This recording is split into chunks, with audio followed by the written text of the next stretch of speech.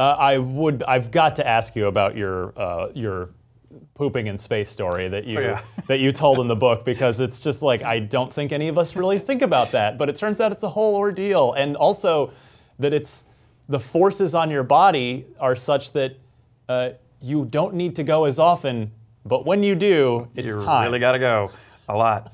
Yeah, well, you know, what's funny is there's actually books you can go buy on the internet.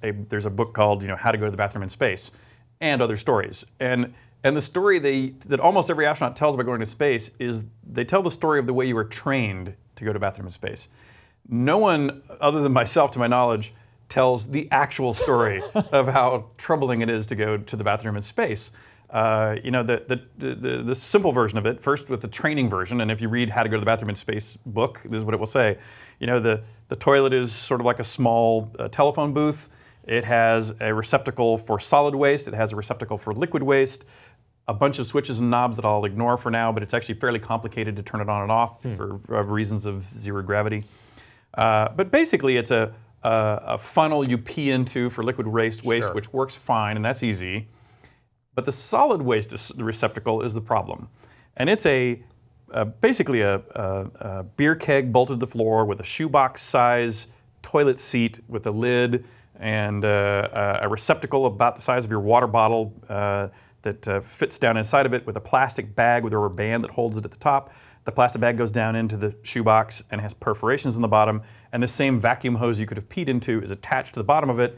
So in theory, if I were to release M&Ms, for example, above this, airflow would pull those M&Ms into the plastic bag. Okay. Then you could release the top of the plastic bag. It would be sealed by the rubber band. It would fall into the beer keg, and you'd put a new plastic bag for the next user.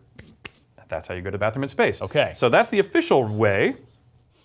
The problem is, first, you haven't gone to the bathroom in a long time because your GI tract slows down when you're in space because gravity's not helping it. You're not walking around in ways that help it.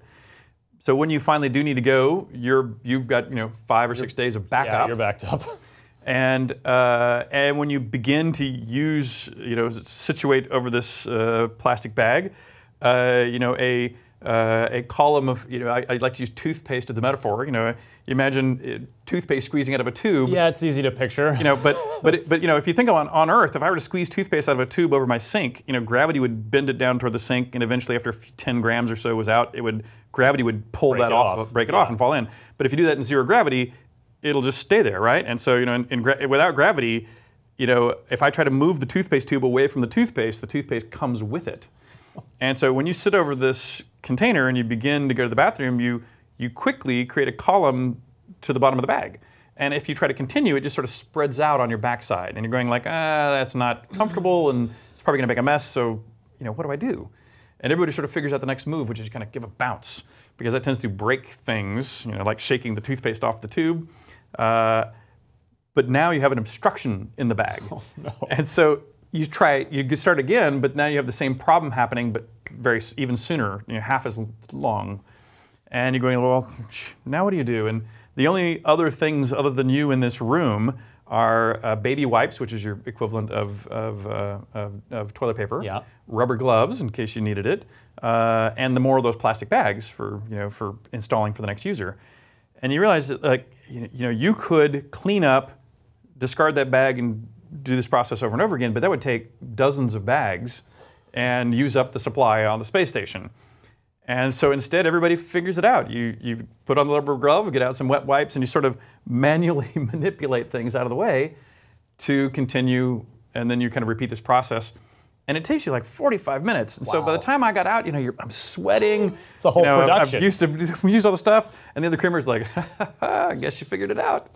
And it's really hilarious that, one, no one ever talks about it. Two, no one's made a better toilet. After years and years and millions of dollars being spent on toilets, I could go through the pantheon of toilets that have been invented for space, and they're all worse than the one I just described. That's still the best toilet. In fact, the newest toilet up there is a new American toilet, but what they did is bought a Russian toilet and added water recycling to it, urine recycling to it. But otherwise, it's a Russian toilet. It's still the state of the art. So you're probably happy to only have to go every few or several days. Yeah, so I think I made 3 solid waste deposits, and that was enough. The things we don't think about in space.